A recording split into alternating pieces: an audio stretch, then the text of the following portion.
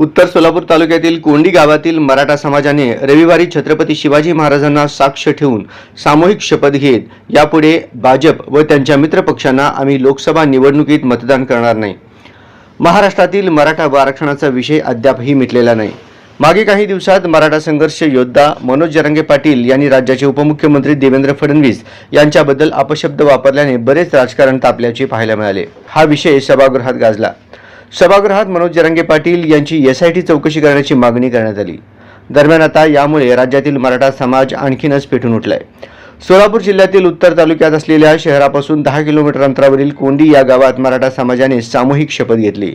जोपर्यंत मराठा आरक्षणाचा विषय मिटणार नाही तोपर्यंत भारतीय जनता पक्ष आणि त्यांच्या मित्रपक्षांना या लोकसभा निवडणुकीत मतदान करणार नाही.